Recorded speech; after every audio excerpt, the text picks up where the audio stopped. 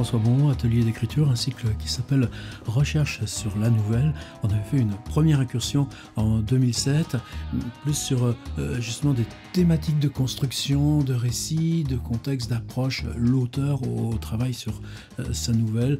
Et je pense que c'est un site qui garde sa pertinence. J'allais revenir là sur ces premiers exercices, mais ça nous emmenait sur des textes un petit peu brefs et surtout pas...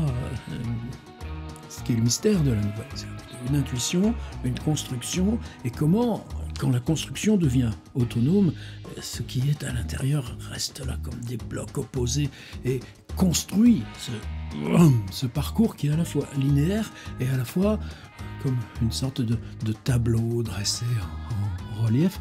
C'était mon but en entamant, en revenant à cette idée de travailler sur la construction de nouvelles. Alors ça a pris une forme imprévue, c'est-à-dire je savais que pour au moins le début, il nous fallait reprendre comme ça ces exercices d'approche. J'ai appelé ça marche d'approche. C'est pour ça que ces vidéos elles comptent tellement pour moi. C'est que tu cogites, tu sais, tu as préparé, tu as lu. Oui, mais il y a un moment, tu te balances. Et c'est quand tu te balances que tu comprends un petit peu là, quels sont les tenseurs. Et puis ensuite, tu fais la consigne écrite. Donc c'est encore une autre approche. On le construit ensemble, tout ça. C'est pour ça qu'il y a besoin aussi que vous publiez vos textes. Il y a besoin qu'on interagisse. Il y a besoin que vous participiez au Zoom et tout ça. Ça s'appelle Tiers Livre. Il y a un abonnement. Mais l'abonnement, c'est quoi? C'est écrire ensemble.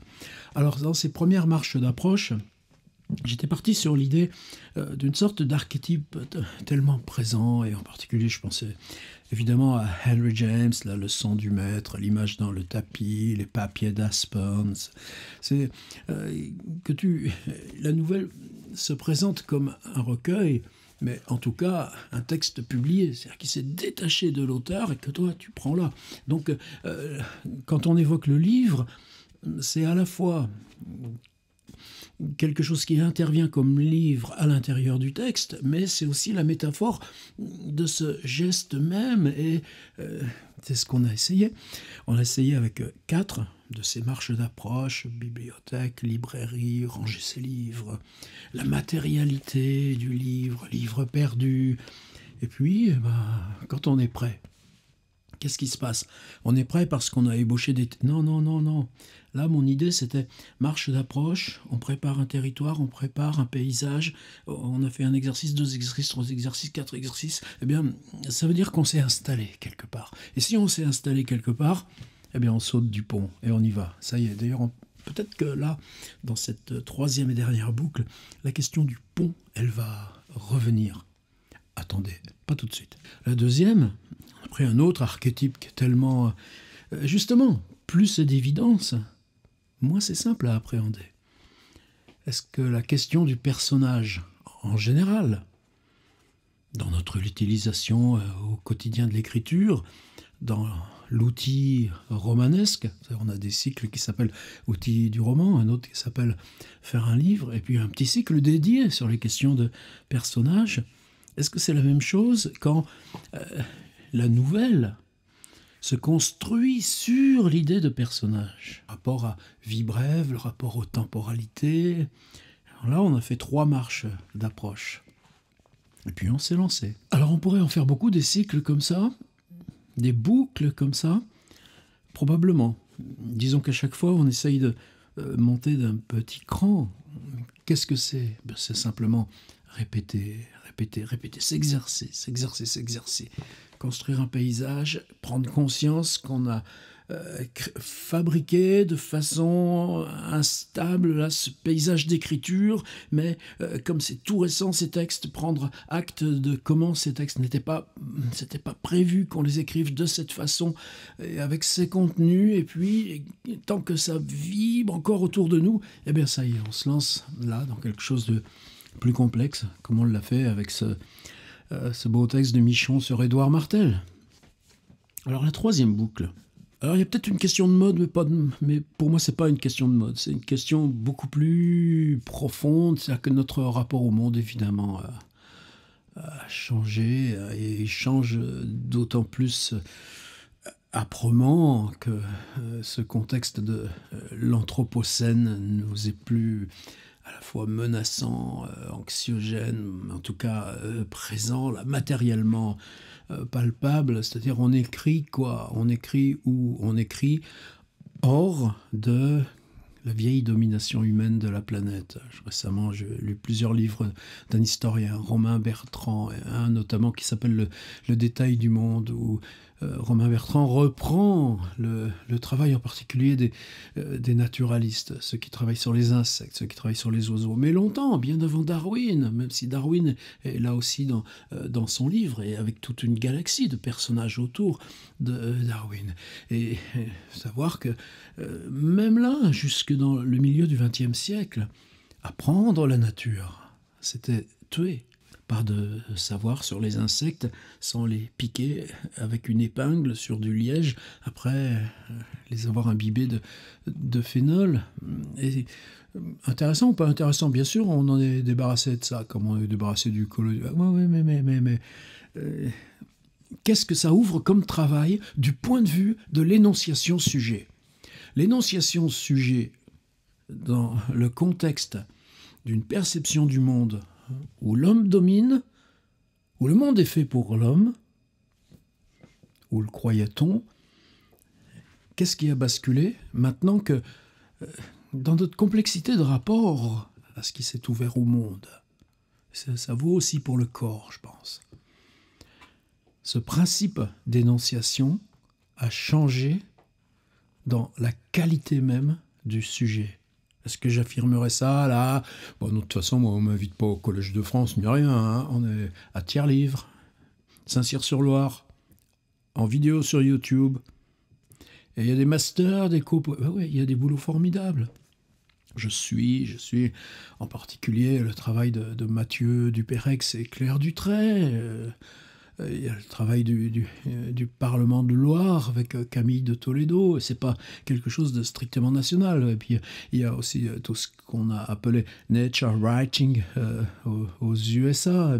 Et ces questions-là, est-ce qu'elles sont aujourd'hui directement... Non, c'est pas la question du nature writing. Le nature writing, c'est... Ben oui, on reste dans ce contexte ignorant. En quoi l'Anthropocène désormais met en cause la survie même de l'homme en tant qu'espèce, mais on va surtout pas aller là. Nous, on va faire nos petits textes et dans éco-poétique, on va prendre le mot poétique, mais dans ce grand chambardement progressif qui s'installe. Comment mesurer l'importance, par exemple, des textes de Gilles Clément ou du « Je suis un arbre » ou « Comment je suis devenu un arbre » de Soumana Roy au Bengale. Si on y allait voir, là, avec les mains, mais juste nous, dans le cadre, là, de notre travail sur la nouvelle, les intentions et la bonne conscience, ça fait rarement de la bonne littérature. Je suis revenu à Annie Dillard. C'était juste il y a 1 an, on avait ouvert le cycle été. Comment s'invente un livre? Enfin, en tout cas, c'était une réflexion assez libre, moins technique que dans Outils du roman ou Faire un livre, mais toujours sur cette question, toutes mes propositions tout au long de l'été visaient non pas à accompagner une gestation, mais à explorer les différentes facettes précisément. Et vous voyez comment 1 an après, ça peut encore me tenir là dans ces questions de la nouvelle, du surgissement, de comment là on prend... cet état latent où on est, qui se construit aussi. Comment on se prépare? En lecture, en attente, en rapport au monde, aller marcher. Qu'est-ce qui se passe pour que l'avant-écriture soit déjà écriture? D'où l'importance aussi des rencontres qu'on a fait mensuellement toute cette saison avec Laurent Mauvignier, Hélène Gaudy, Ryoko Sekiguchi et d'autres sur comment surgit l'écriture et comment on se prépare à accueillir ce surgissement ou comment on crée les conditions pour que ce surgissement soit en dialogue avec ce qui nous dépasse ou ce qui est dans notre dos. La littérature telle qu'elle nous pousse là, ne serait-ce que pour lire, à commencer d'écrire. Alors Annie Dillard, c'est évidemment pas la totalité de son travail, c'est juste deux petits livres qui ont été repris dans cette collection titres chez Christian Bourgois.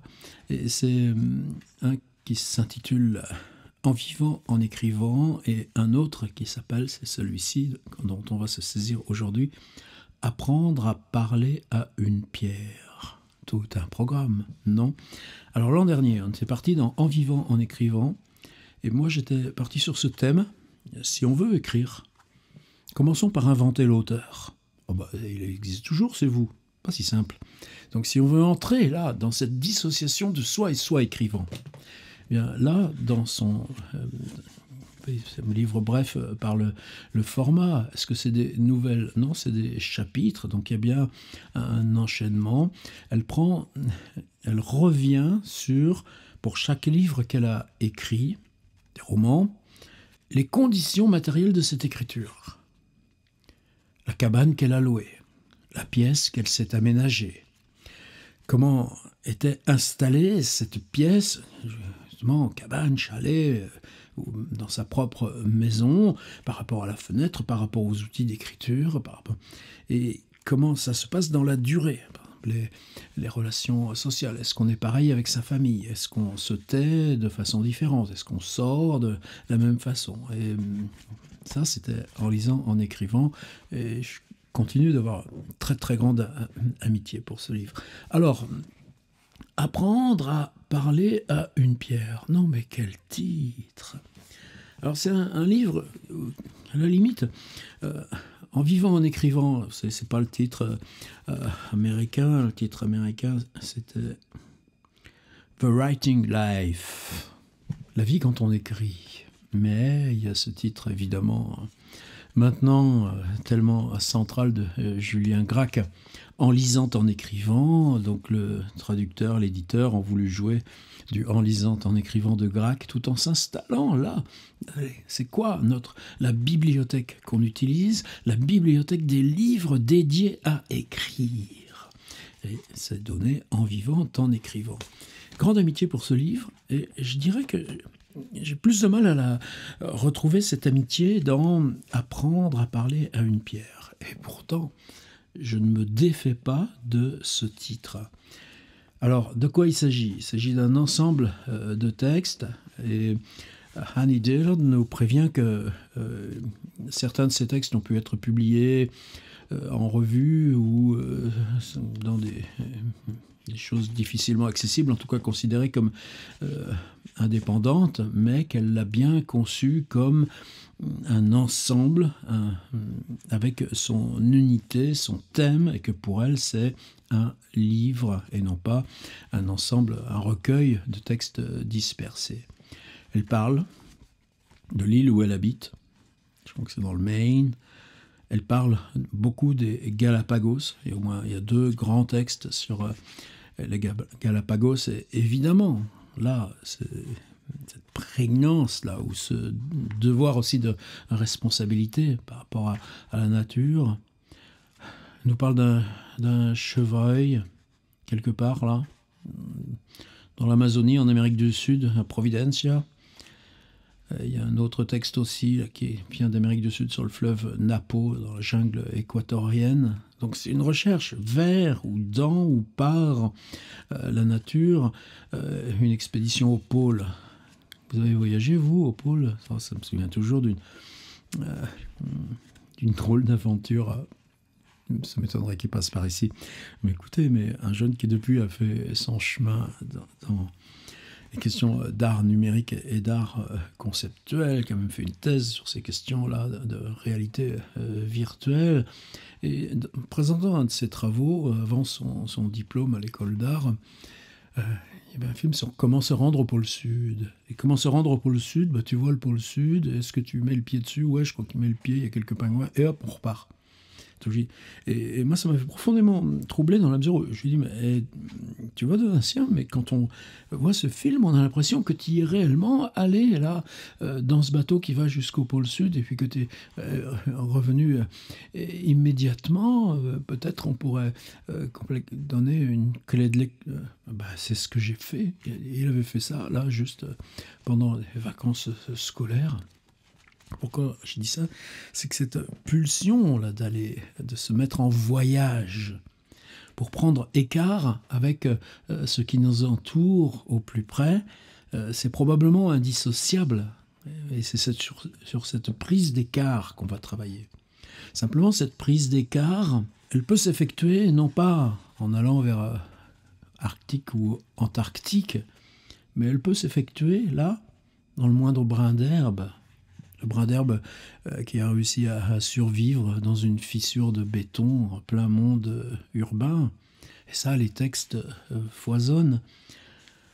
Alors, quoi faire avec Annie Dillard pour ouvrir ce registre de l'écho poétique? Regardez ce titre. Au loin, sur la colline. Elle est loin, la colline, par rapport au pôle ou à la jungle ou Galapagos? Non, la colline, là, tu sors de la ville, tu prends le virage, tu gardes ta voiture, tu montes à pied 20 minutes et tu y es au loin, sur la colline. Oui, mais c'est lointain.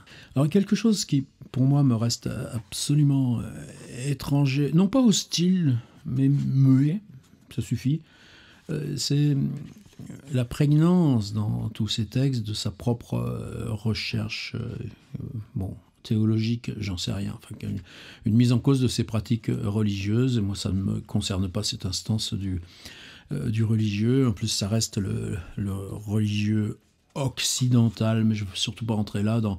ça ne correspond pas du tout aux instances, par exemple, qu'on trouve pour le haut de l'Amérique du Sud, chez Carlos Castaneda, mais j'entre pas là-dedans. Mais ce rapport à la nature, en quoi, par exemple, au Japon et en Chine, il peut aussi, non pas être fondé par les religieux, mais si vous êtes allé vous balader, si vous êtes immobilisé, là, dans un des jardins de Kyoto, on sait la mise en mouvement intérieur, et que cette mise en mouvement intérieur, comment elle passe? D'abord par un retrait, une ouverture à construire. C'est sans doute pour ça que ça nous meut autant dans simplement l'écriture. Alors il y a un titre et un texte, c'est celui que je vous ai mis là à télécharger. S'il vous plaît, n'écrivez pas sans aller voir ce livre. N'écrivez pas sans avoir téléchargé là ce petit extrait. Ça ne fait pas de mal à l'éditeur, au contraire. 2, 4, 6, 7 pages. C'est un texte de 7 petites pages, donc vous voyez, la question du format nouvelle, elle va être posée. Mais n'écrivez pas uniquement d'après ce que je dis. Le livre, vous le commandez, vous l'avez après-demain. Allez y voir. Et tant que vous y êtes, achetez les deux. N'importe quelle discipline artistique, tu joues de la guitare, de temps en temps, il faut que tu changes les cordes. Voilà, la métaphore est un peu bête. Ouais, mais nous, pour écrire, il faut des livres. Bon, eh bien, comme on est sur Tiers Livre et que c'est ce qui nous rapproche, dans les 350 et quelques documents d'appui, parce que maintenant ça fait un sacré bail qu'on travaille sur cette forme-là, vous trouverez Dillard, donc l'extrait là, de l'an dernier pour travailler sur En vivant, en écrivant, et là je réitère avec un des chapitres, et ce chapitre s'appelle Un chant de silence. Et au départ, justement, j'étais plutôt sur le texte qui donne son titre au livre. C'est-à-dire apprendre à parler à une pierre, et 2, 4, 6, 8, lui il fait 10 pages. Et chaque fois, on est dans une unité assez similaire. Et ça commence, l'île où j'habite est peuplée d'originaux dans mon genre, dans une cabane en planches de cèdre sur une falaise, mais c'est comme cela que nous vivons tous. Il y a un homme, la trentaine, qui habite seul avec une pierre à laquelle il essaye d'apprendre à parler.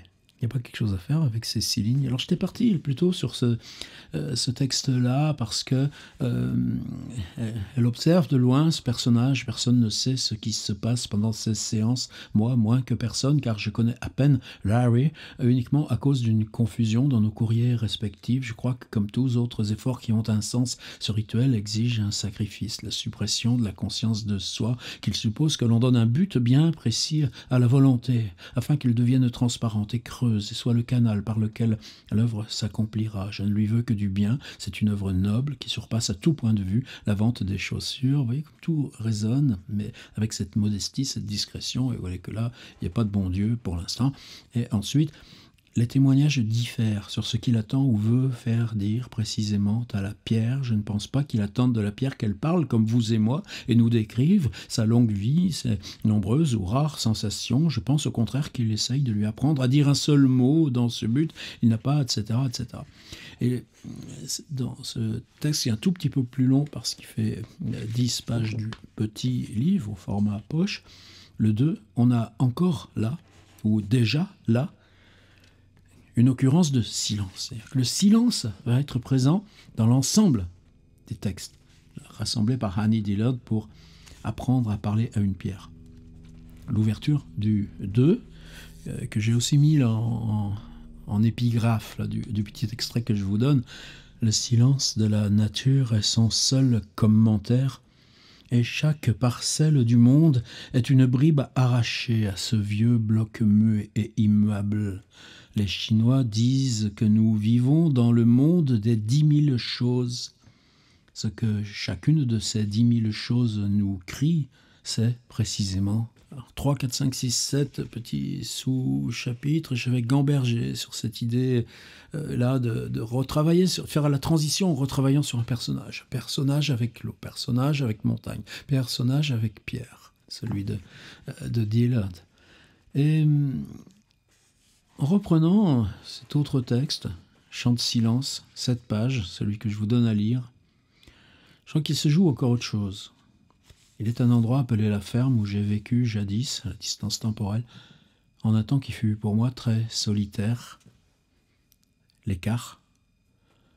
Par bonheur, je n'avais pas conscience de ma solitude, je ne la ressentais que confusément au tréfonds de moi-même. J'aimais cet endroit et je l'aime toujours. C'était une ferme banale où l'on élève des veaux et où on récolte du foin. Une ferme très belle. La traduction est de Béatrice Durand. Pardon, je ne l'avais pas précisé, c'est si important. Ouais, comment une langue, ça te tombe dans la bouche. Mais c'est ça, traduire. Ce que j'aimais dans ce lieu, c'était le désordre, la manière qu'avaient les choses de fleurir, d'essaimer, de rouiller. C'est simple, on est dans cette simplicité. Ça calme de garder les animaux. La ferme paraissait éternelle, à la manière crue de la terre qui subsiste depuis des temps immémoriaux.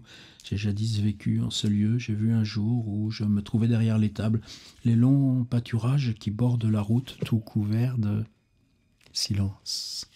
C'est-à-dire, tout d'un coup, là, je dirais que l'écart avec toi-même, ce mouvement d'ouverture que tu cherches à construire avec toi-même par l'écart, la solitude, simplement ralentir le temps, mais là déjà, vous voyez comme je rends tellement prosaïque là, ce que Annie Dillard construit avec simplement sa relation à un paysage lié à une période de sa vie, et un fragment de ce paysage, et un moment particulier.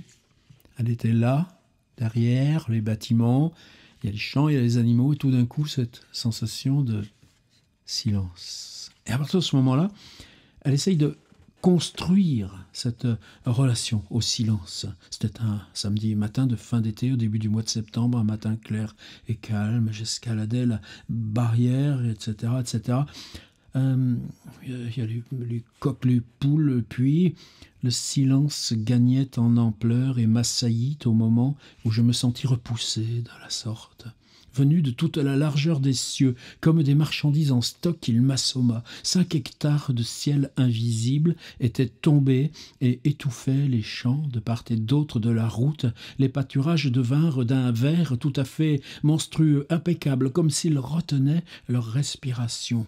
Les coqs s'arrêtèrent, les champs, les clôtures, la route, un camion orange garé au bord du fossé. Toutes les choses du monde étaient sous le choc, embarrassées. Un monde réduit à sa seule surface, ravagé, ce monde réel si près de naître était resté coincé. Il n'y avait que du silence.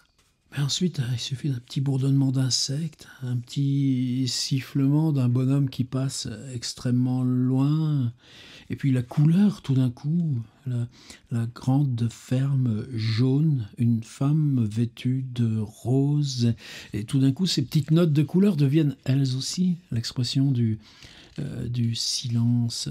Il y a un autre endroit où, dans un autre texte, elle parle des arbres morts ou emportés par une crue au fil de l'eau. Et elle a cette expression que les arbres, quand ils dérivent sur une rivière, je ne vais pas pouvoir le retrouver comme ça immédiatement,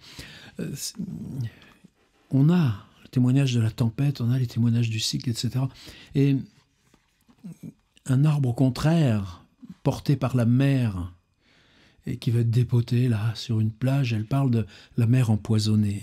C'est-à-dire que là, tout d'un coup, la même figure d'arbre sur la rivière en crue, ou sur la mer, le même arbre peut-être.